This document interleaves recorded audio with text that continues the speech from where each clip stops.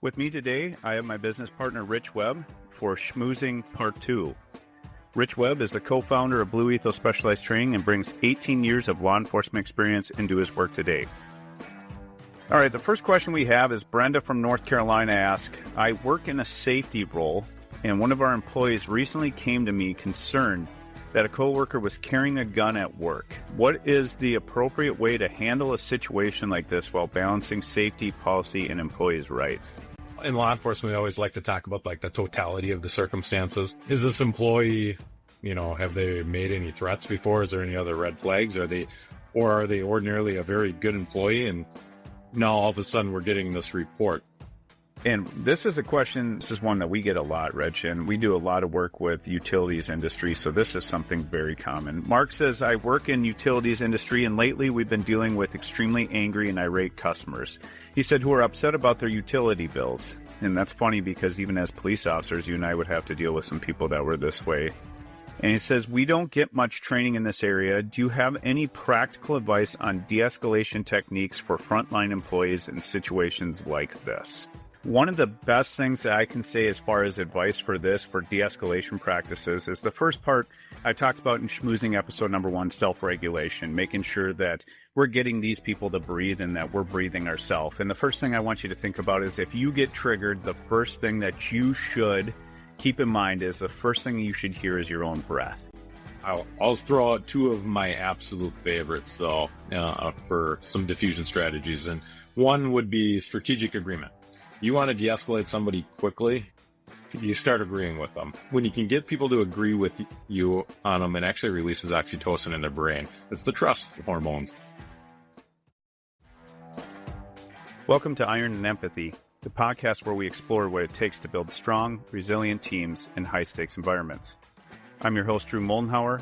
The show is about forging teams with grit, discipline, and accountability while intentionally building empathy, trust, and psychological safety so people can communicate openly, perform under pressure, and look out for one another when it matters most. Iron and Empathy is proudly sponsored by Blue Ethos Specialized Training, a national leader in workplace violence prevention, active threat preparedness, and de-escalation training. At Blue Ethos, we don't just focus on safety. We help organizations improve workplace culture by strengthening communication, increasing situational awareness, and creating environments where people feel supported, empowered, and prepared to intervene early before problems escalate. Thanks for being here. Let's get into today's conversation. With me today, I have my business partner, Rich Webb, for Schmoozing Part 2. Rich Webb is the co-founder of Blue Ethos Specialized Training and brings 18 years of law enforcement experience into his work today. How you doing, Rich? I'm doing awesome. I got a pickleball match set up here in an hour and a half, so I'm excited about that.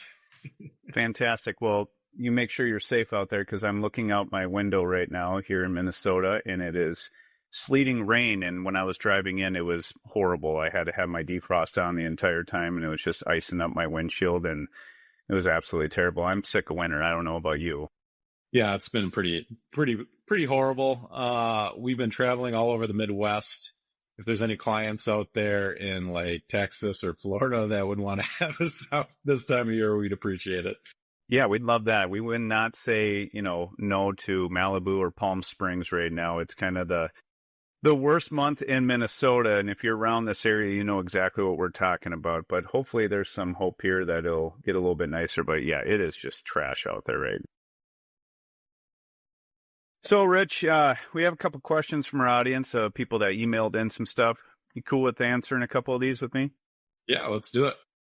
Awesome.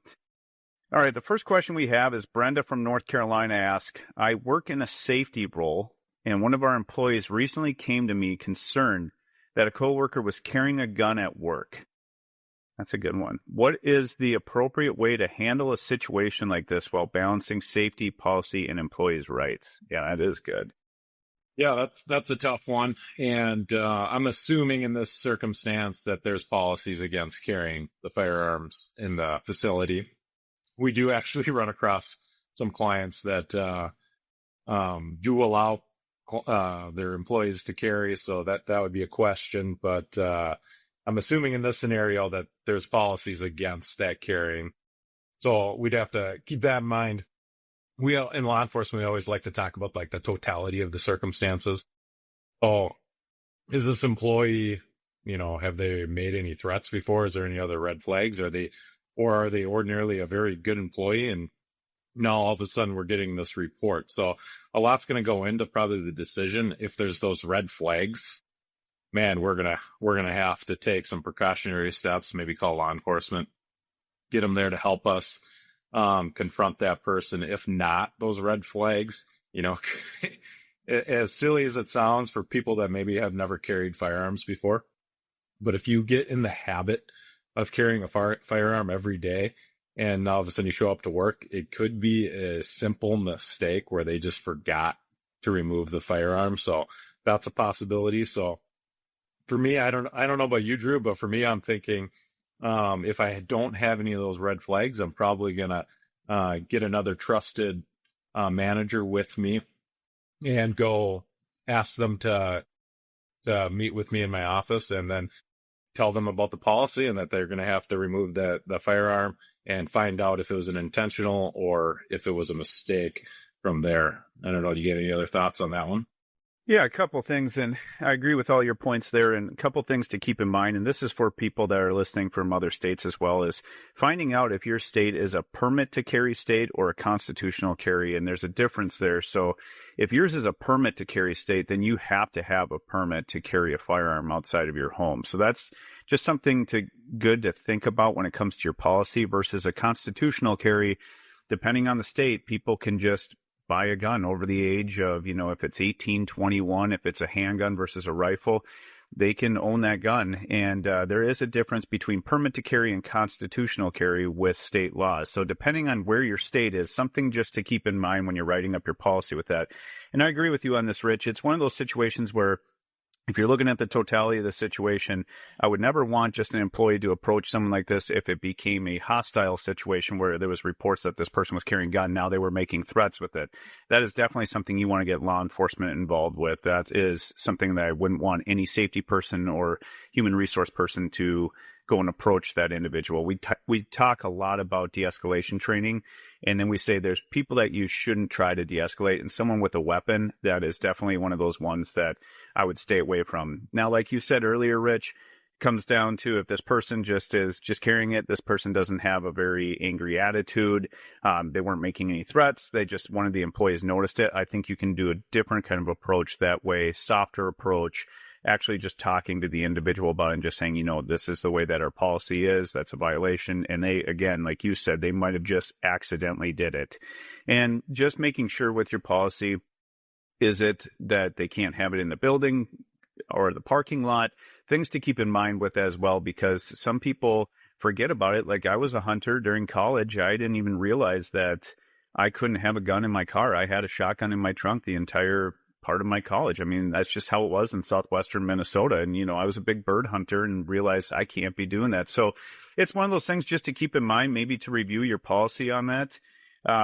Anything else on that, Rich, that you have for that one?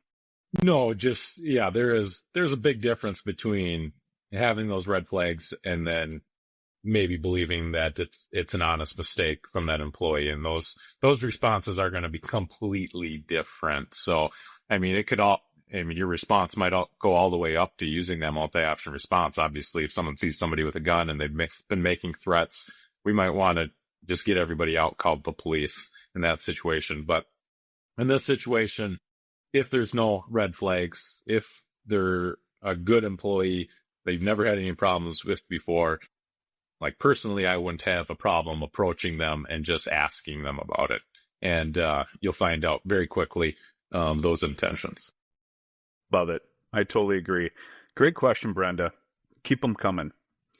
Next one we have is Mary from Iowa. She writes and says, I recently had to let an employee go, and as they were leaving, they said they were going home and planned to end their life. What should an employer or manager do in that moment, and what are the immediate steps to take in a situation like this? That's another really good one, and actually a question we've received several times because, you think about somebody's mindset when they're getting terminated. Sometimes they feel like this is the end of the line for them. This is financially the end of the road. They have a ton of responsibilities at home, especially when you get into your 40s, which typically we see we're in our 40s right now, and kind of the weight of the world seems like that's when everything kind of builds up on somebody, and if they feel like that this is the end, you can hear those threats a lot, especially in our line of work. We heard it all the time, and it's a threat you want to take serious. It's a personal threat against themselves at that moment, but still something that we want to take really seriously.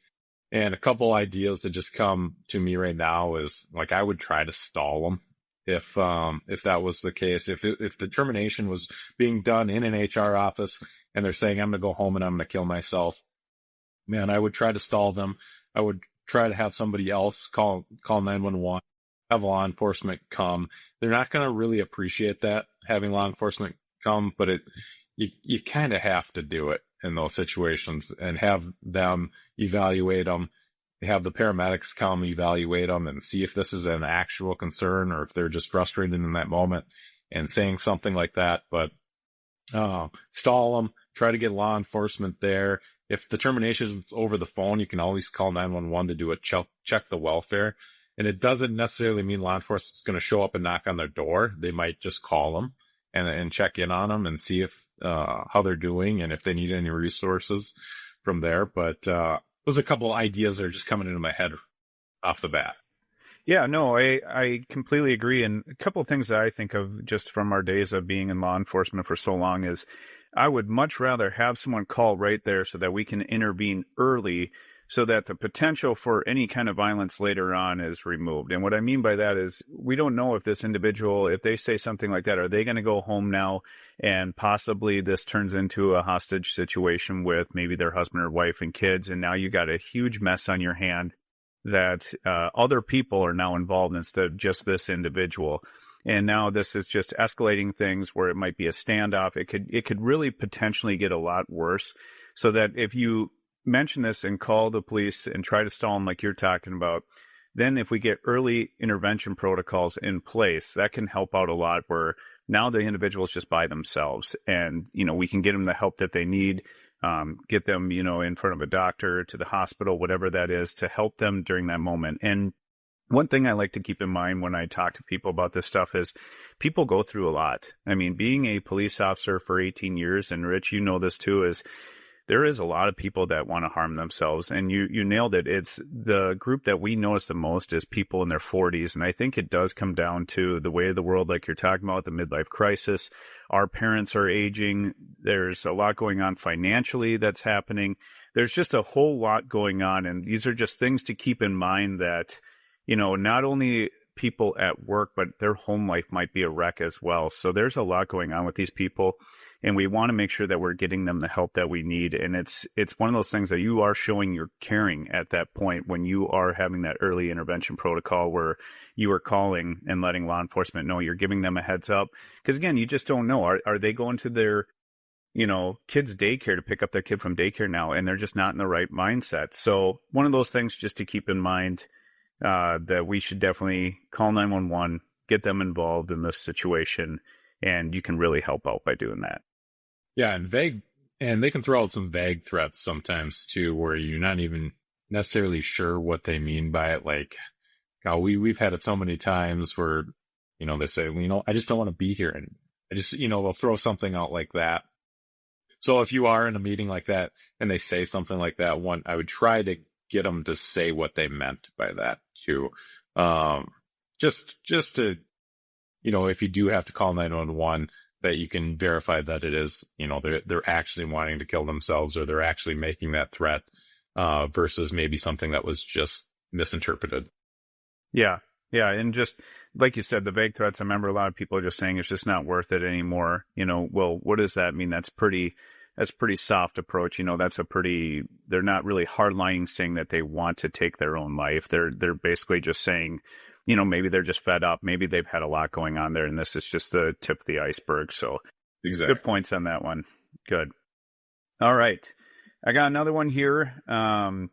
Mark from Minnesota, our home state.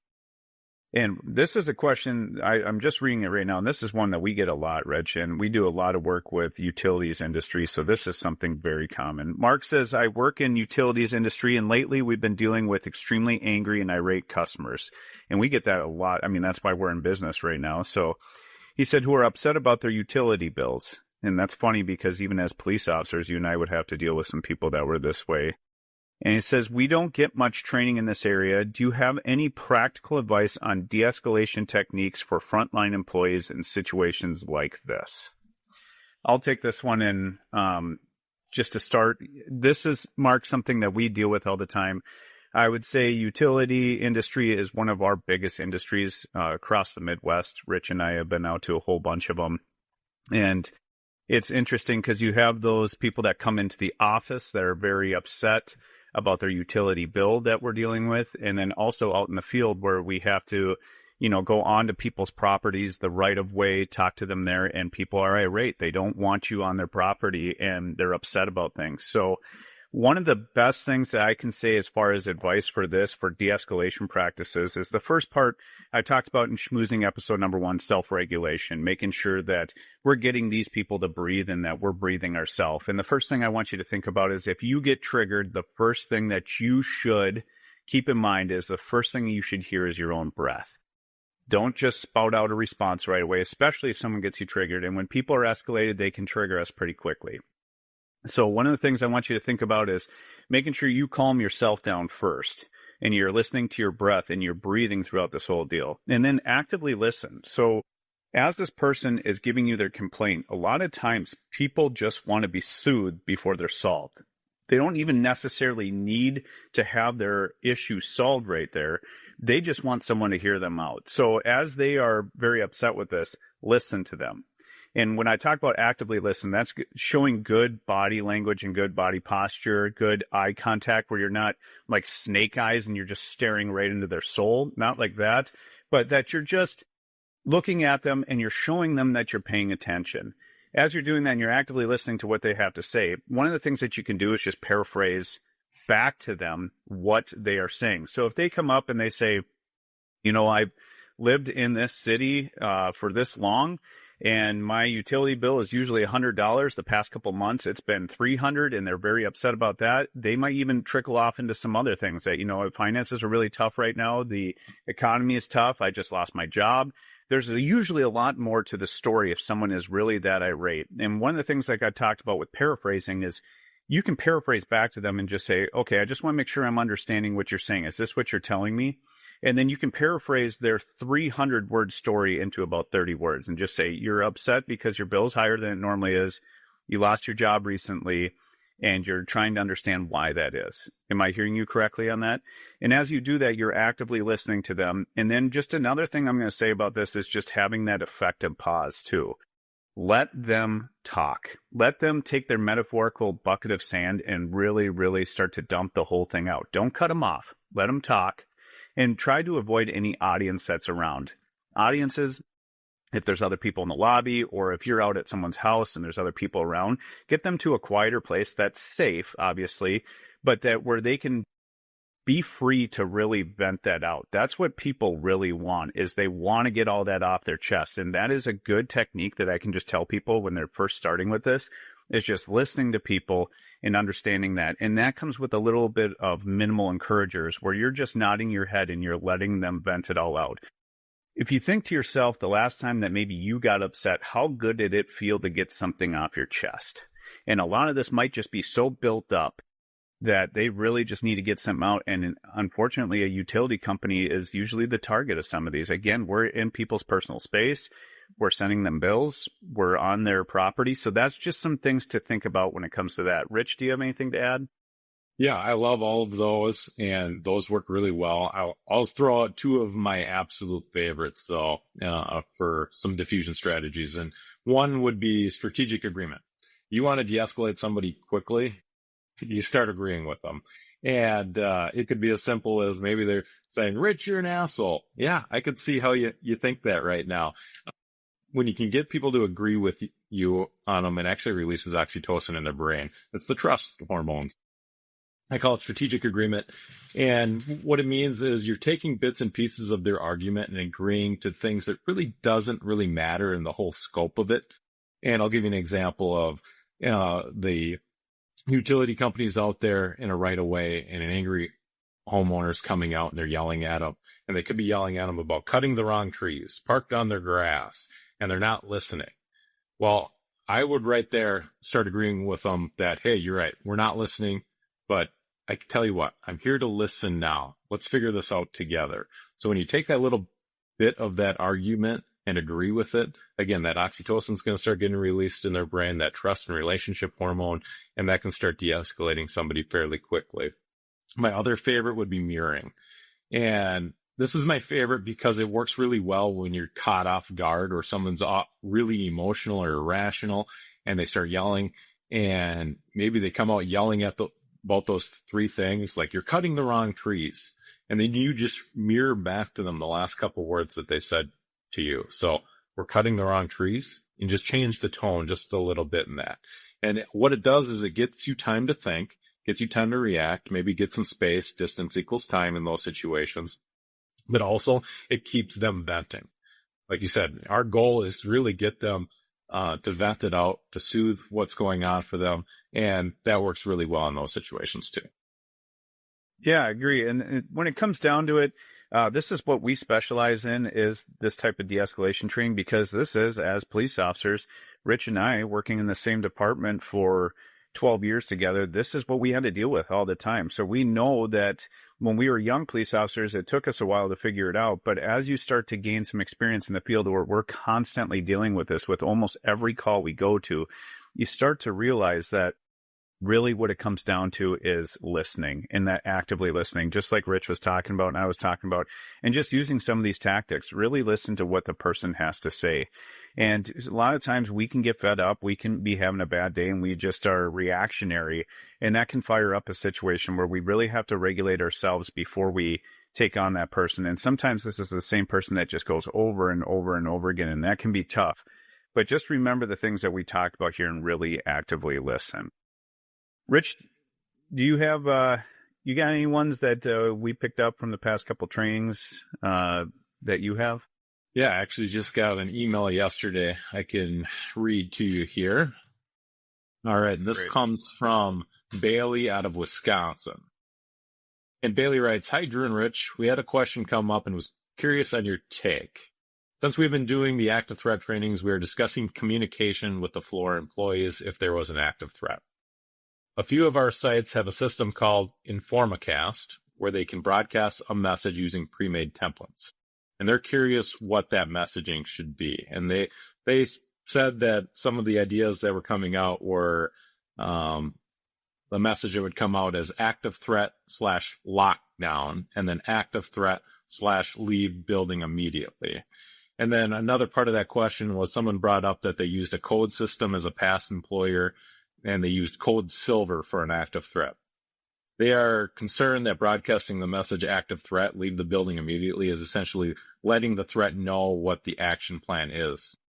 So a couple of aspects of that question, and I'll start off here, and especially with some of the messaging. That's really cool that they have a system that can actually broadcast messaging like this. So they're already pretty far ahead of the game compared to a lot of the companies that we go into. And when we're talking about broadcasting messaging in alarm situations, like we really want to be clear and concise on the language that we're using so that there's not any confusion.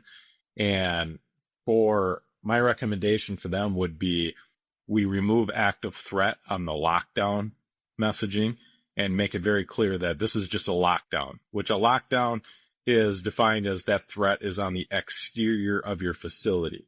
So I'd want to make sure that that's clear. That threat is on the exterior of the building. So lockdown would be the only messaging, which means everybody can secure their spaces, make sure that nobody's going in and out in those scenarios. In a true active threat, I would want it to say active threat, use your multi-option response, or active threat, get out, barricade, act with aggression on those. So there's the what's happening and then a clear description on what you should do in that situation. Again, I don't like using codes I've never recommended codes, and we can go way back into our law enforcement career with using 10 codes. And especially when you're training new people and new people are getting hired from different agencies, 10 codes can get very confusing. And in an emergency, you want to take confusion out of it. You want it very simple, very actionable. So I would recommend that they never use a code that's just plain English. This is what's happening. This is what you should do. I agree. And one of the things is I love this proactive approach where they're using basic language, because we've had a couple people, and we understand because there's not a lot of information about this out there, is, we feel like if this happens, we're just going to pull the fire alarm, or we're going to hit our tornado warning alarm. And again, the problem with that is people have been trained on a fire alarm just to get out of the building. Well, yeah, if you can get out safely, good, but there's certain times where that might not be the best situation, like to get out if this person with the active threat is standing there with a gun right in the entrance. Some people might run right by them, and that's not what we want them to do in that situation.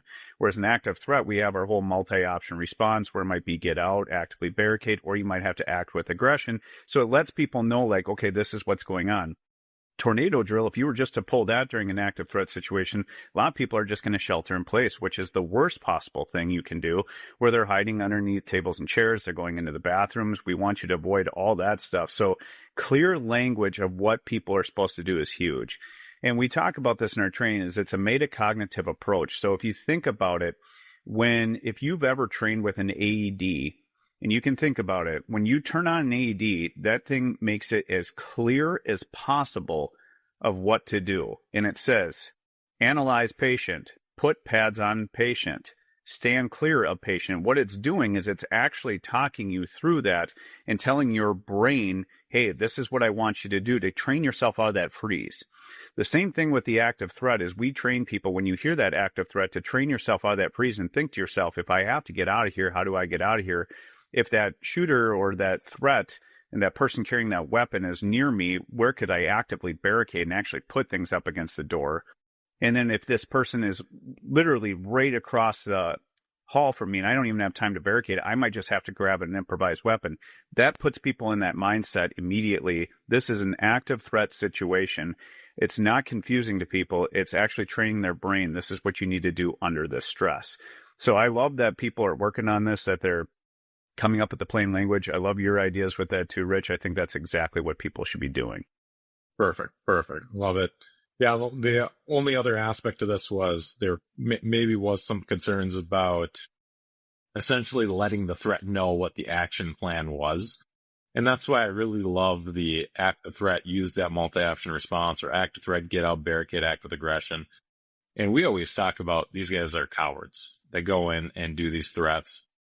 They're not expecting a fight to come back at them. They're not expecting anything other than people sheltering in place, hiding under their desks. So if you can take those actions that go against maybe their planning and that can disrupt their OODA loop, that can actually get you out of the building, that can actually win that fight, would be the best case scenario. They agree. Well, just kind of a recap of what we talked about, some learning points, some takeaway points here. Just from the couple questions we have is, remember, if your employee is carrying a weapon and you notice that, just check your policies, make sure with your state, if it's a permit to carry or a constitutional carry state, what is the actions that this employee is doing? Are they threatening? What are they doing that way? If they're threatening, make sure that you call 911. We don't want you approaching that. If it's not, and you feel comfortable approaching this with another team member, make sure to do that. Remember about Mary from Iowa talking about the person that was suicidal. Early intervention protocols are the best, if safe to do so. Stalling that person, showing them that you care, getting law enforcement involved in that way so that we can make sure that we intervene as quickly as possible so this doesn't escalate into a situation that could be a potential hostile one or other people getting hurt. Mark from Minnesota is about the utility industry. Remember what we talked about with some good de-escalation techniques with active listening. Rich brought up mirroring and other ways that we can do some strategic agreements, things that we can do to really help de-escalate these people in these situations. And then lastly, just with the alarms that you have and setting that up and what your policy is on it and what should you do in an active threat situation, make sure you're using plain language that everyone can understand. and that we can just make sure that everyone's on the same page. There's no confusion. A lot of places that we go, when we ask them, and no fault to them, this is stuff that's just coming out, is what do you do if an active threat situation does happen? And you'd be amazed. A lot of people are not prepared for it. And, we'll hear from a lot of people that we had a accidental pull of our active threat one time, and it was chaos. People were all over the place. We had people over here. We had that. We know that we need some training, and that's a really good proactive approach. That's what we're here for, is to answer those questions, to help you out. Rich, anything you want to add to that at all? Oh, I think you nailed it, and I'm excited to play some pickleball. I saw you have yoga on your schedule for today, so I Yes, I do. You're not supposed to tell anyone about that, Rich. I'm into hot yoga now.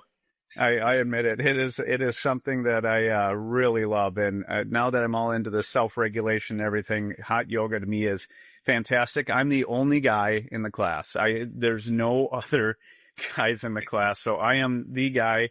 When I get it down to awesome. Well, maybe I'm the smartest one. I don't know. And I'll tell you what, I really enjoy it. And it's one of those things where you get a workout in, but also it's soothing. I think personally, just my opinion, and some people will argue with me on this, I think all police officers, firefighters, ambulance, anyone in these really high stress jobs, air traffic control, I think they should be mandated that they got to do this for about a half hour, 45 minutes to an hour, every shift, because it really does just get you to calm down. Because think about in your day, there's days where you and I are running around where we literally don't even have 10 minutes to ourselves just to calm down. We're looking at our phones, we're answering emails, we're doing all this other stuff, and it's just insane. It's just, there's no time to just self-regulate and calm down our central nervous system. And I love that when I go into there, it's just such a soothing place. And I really think that's needed. Yes. And I'll give a shout out to a place I just went to this last week with my wife. It was Park in Blaine, and it was a sauna and recovery facility. And I can tell you, I wasn't doing yoga in there, but I did stretch in the sauna, and I had a pulled muscle in my back. Oh my gosh, it helped so much being in the sauna and just loosening that up and then going to cold plunge. So really cool facility over there if you ever want to check that out. But yeah, I mean, if you're ever ready for a real sport, though, come play pickleball with me. Yeah, I got to get better at that. I have a lot of work to do in that. It is fun, though. I mean, it is a great cardio workout, and I really enjoy it. So, yeah, good times. So, where are we off to this week? Do we got stuff coming up this week? I can't remember where we're heading. Well, we got one of our guys that's in Missouri right now doing a tour down at several facilities in Missouri. We got another one of our guys in going off to Michigan tomorrow to do that. And for you and I, we're going, where are we? We're going to Alexandria and then Wisconsin next week, you and I. That's right. We're doing a correctional officers conference up in Alexandria coming up this Tuesday. And then I think we're heading out to Oshkosh, Wisconsin. So that should be a good time. So yes. Awesome. Well, great. Thanks for answering those questions with me, Rich. For our listeners, if you have a question, please feel free to email me, Drew, D-R-E-W, at blue-ethos.com, and we will share them on the air in our upcoming episodes. Thanks for spending time with us today on Iron and Empathy Podcast. Remember, strong teams aren't built by toughness alone. They're built when grit is matched with empathy, communication, and psychological safety. Take care of your people, look out for one another, and we'll see you next time.